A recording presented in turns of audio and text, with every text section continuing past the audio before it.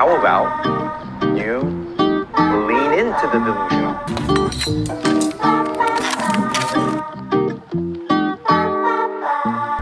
But how about you lean into the delusional?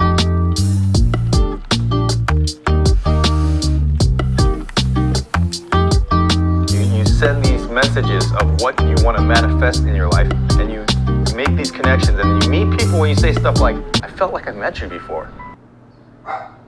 You ever talk to an animal? You ever talk to a little soooo?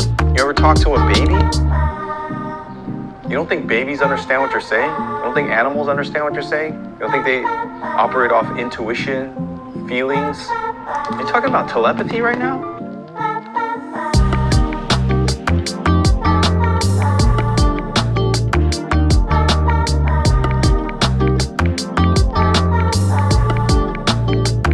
I had a formal life as an artist. I went to art school.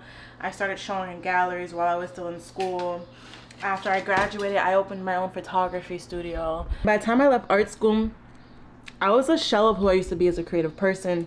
I applied to an MFA program and I dropped out 2 weeks in, blah, blah, blah. My point today is I wanted to reconnect with my creativity, so I've been making it a focus to, I've been setting the intentions to connect with my creative energy.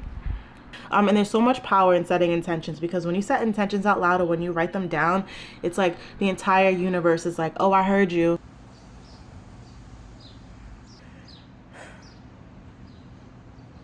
This year, I set the intention for it to be my year of fulfillment. And usually what happens when I set the intention to have my year be X, Y, or Z, I'm immediately faced with the opposite, but I always forget that part. Connect with me through dreams, through gazing, through eye contact, through telepathy, through psionics. For this video, I want to talk about this video that I came across by David Choe that was very synchronistic, very aligned with helping me tap into my creative energy in a way that I wasn't expecting at all. This year is supposed to be the year of fulfillment. And I think I started the year with realizing all the areas of my life, or all the ways in my life I wasn't fulfilled. One of the main areas that is lacking fulfillment is the part of me that is a creative. Yeah. I think it was like the 8 ways to be something. I'll put like a link. And he said, like, do a meditation with me. Should I do it? Should I try? I don't know. Should I do it? Should I? So I did a meditation, and in that meditation, me meditating with the meditative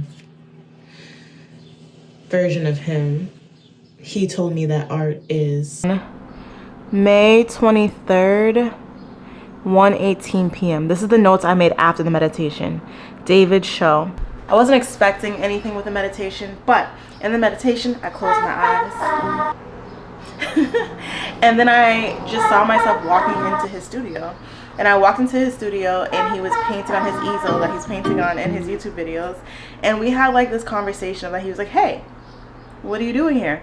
And I was like, you invited me to do a meditation. And he's like, word, okay. Not word for word, but like, this is about, you know that. And he's like, hey, what are you doing here? And I'm like, you invited me here, dude. And then we're talking. And then somewhere in the meditation, I say, I need my art to be useful. And he stops me. He says, what the F does your art need to be useful for? And I was like, I don't know. You're right. What does it need to be useful for? And then he says, art is the freedom to not have to think. My mind went whoosh. Because my problem for my entire life, for various reasons that I have dissected independently and with therapists, and my boyfriend when he asked me what I want to go eat. Keiko, not right now. No outside. No outside. I'm gonna hide from her. I overthink everything. I'm in my head like, is this stupid? Am I even gonna edit this video? Am I gonna post this video? I went to the dollar store and I ended up finding stretch canvas and random like colors. Like I started to get in my head, this is too much. I started to get in my head because I'm like, I think I can be a little like spontaneous or like not impulsive, but like I'm like, oh, I'm gonna go to the art store and get this stuff, and then I'm like, this is stupid, and then I don't do anything. But that's the reason I'm doing this, to reconnect with just being creative to be creative. And then I open my eyes and then I'm like, wait, I gotta go back. So I go back into the meditation and I go back to the studio, and this time he's screen printing, he's not painting. Then I say, wait, so that I know that this meditation is real, so that I know I'm actually getting some real advice here, the next time I see your YouTube video, I want to see you in a green shirt. And then I was like, wait, that's too specific. I shouldn't have said green shirt. What are the odds of you wearing a green shirt? I change it. Just let it be about the color green or something. And then I was like, no. I gotta stick with my instincts. Let it be a green shirt. Let it be a green shirt. And then he's like, okay, sure, deuces. And then I leave the meditation and I make a note in my phone, okay? Let me show you the note in my phone. Green shirt, I said green shirt. Green shirt, David Choe, May 23rd, 2024. And today is June 5th, okay? So May 23rd, I did this meditation. All right. Not too long after that, I'm scrolling through YouTube, and I come across a video that just trips me out. Okay? So I'm scrolling. I'm not searching. I'm just being suggested videos by YouTube, right? And I told my boyfriend this story, and I was like, yo, I don't think you're gonna believe me. I don't think anybody would believe me, but this is real. I can't make this up. This is really what happened. So I'm scrolling, and the video of David Choe's that gets recommended to me,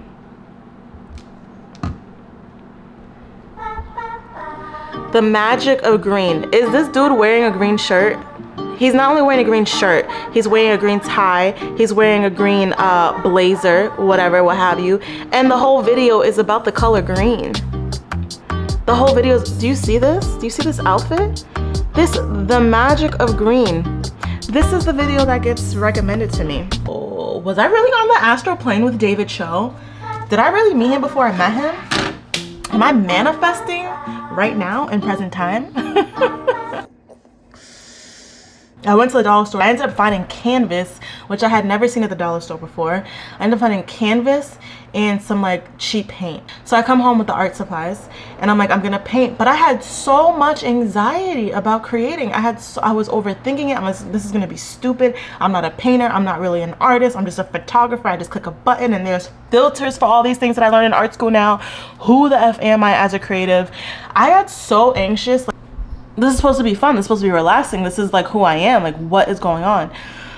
So then I leave it alone. I just go to sleep. I actually think I cried that night to my boyfriend. I was really going through it that day. Then I wake up and I have this like desire to paint like with compound. It's all over online right now, but like not in that way. When you like put compound on a painting and you make it textured and you paint over it, like I wanted it to be different. I wanted it to be more textured, more about the color or whatever. And so I kept seeing it in my mind. And my father is a carpenter, and I asked him like, do you have compound? And he has like the large bucket of compound. And he was out of town at the time, so I was gonna have to wait. So I asked my boyfriend, like, do you have any compound? And I don't think he really knows what compound is. So he's like, yeah, I have compound. And he had concrete mix. It wasn't compound, it was concrete mix. So I was like, you know what? Just go with the flow. I'm gonna use the concrete mix. And then, yeah, I had no idea what I was gonna do. So it started raining that night, and I wish I recorded it because the vibe, it was a vibe. I love the rain. I love like having my colorful lights on. Let me just go paint now. Put the concrete on the canvas, and I use a blow dryer to dry it, and then I start painting. And because I had the colorful lights on and because it was nighttime, I couldn't really see what the colors were doing. I couldn't even really see what colors I was using, and I was just going with the flow. Like I literally, I felt like almost out of body experience.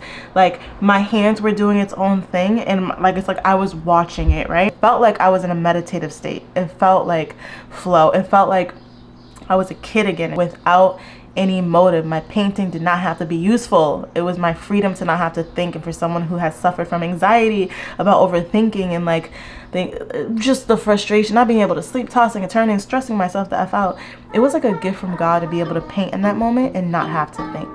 And then I just kept making painting after painting after painting after painting. And I'm like, I'm not even a painter, what's happening? But I feel so good. And I feel like I'm connecting with my creative energy.